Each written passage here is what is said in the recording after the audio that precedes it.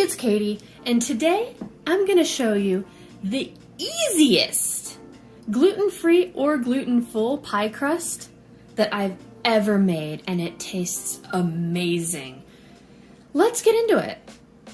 For this recipe, all you will need is 2.5 cups of all-purpose flour, regular or gluten-free is fine, a 1/2 cup of butter, a 1/4 cup of shortening, up to 5 tablespoons cold, not hot water, and then a 1/2 teaspoon of salt. You will also need some wax paper, a fork, and your microwave. The first thing you're gonna do is you're gonna take your salt and add it to your flour and give that a nice little mix with your fork there. I'm gonna move that up here, give that a nice little mix, and then just leave it like that.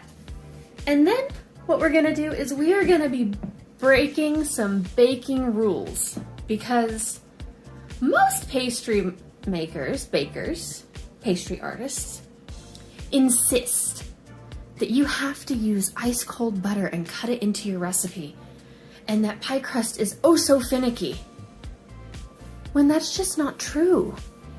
We are gonna use science, and we're gonna pop our butter in the microwave until it's not fully liquefied, but pretty darn close. So I'll be back once that's done.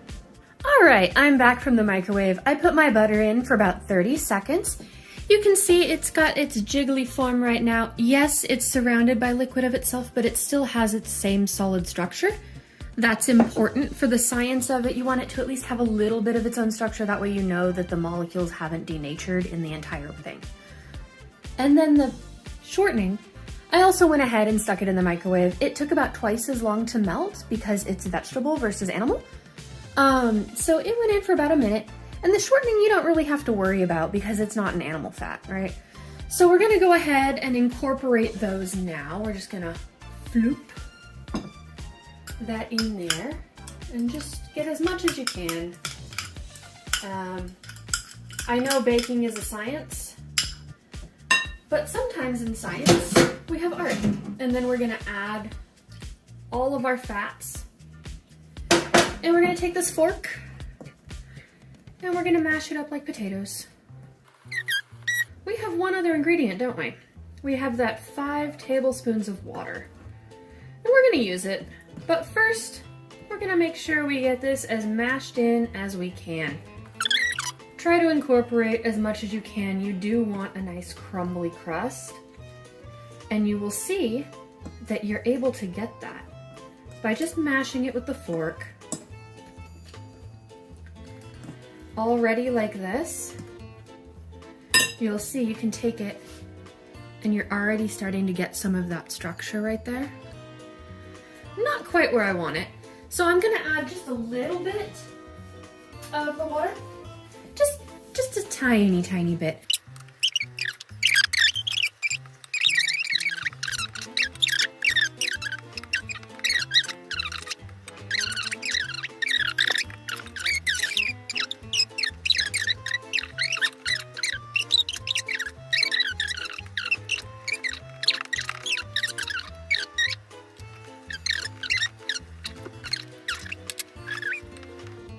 Becoming, there's more crumbies to it. We're still squooshing the crumbies. And it's starting to look a little bit more like pie crust, right? We can pick it up and it holds its shape like that. And that's a very good sign.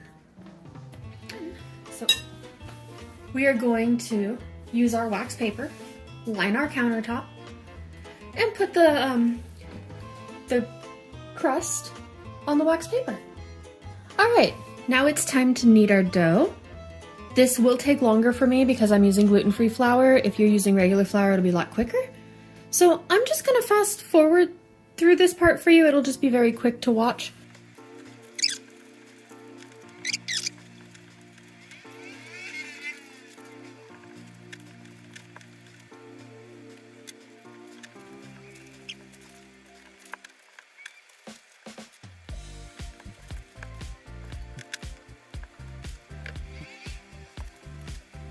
And so you can see that some of these pieces that look like they were just dry, floury nonsense, they turn into dough with just a little working. And it's okay to separate your dough into multiple pieces if it's easier for you to knead it that way. That's just personal preference, really.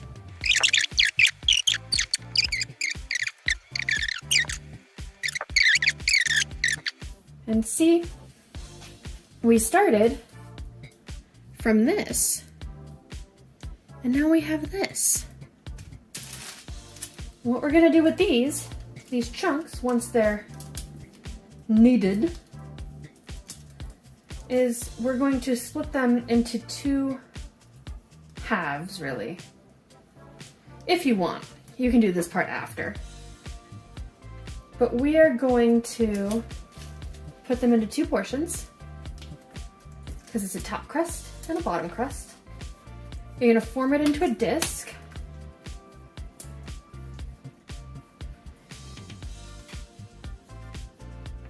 Just like that. See, like that. You want it to be together as you can, because you're prepping it. You're going to be rolling it out later. And then we're going to wrap these discs that we make. We're going to wrap these discs that we make in a little bit more wax paper. So we're going to put them in the fridge. Now, they don't need to be in the fridge forever. Best case scenario is overnight. If you are at a last minute situation, 20 to 30 minutes is fine. So here are our discs, and I'm gonna wrap them and put them in the fridge. I'm gonna show them to you wrapped, and then I will put them in the fridge. As promised, here are our 2 discs of pie dough ready to go in the fridge for at least a half an hour. Typically what you can do if you're running really last minute is you can go ahead and put them in the fridge and then make your pie filling. And then go ahead and continue rolling your pie dough and have it all go in the oven. And you can cook this pie dough basically whatever pie recipe says. It's fine to go. All right, to the fridge it goes. So you can see what this pie crust looks like when it's completely done. Here it is with my mini pumpkin pies. It turns out so good for gluten-free, you would hardly even know. If you liked this video, please like the video. Please subscribe if you haven't already. It's free, and I will see you next time.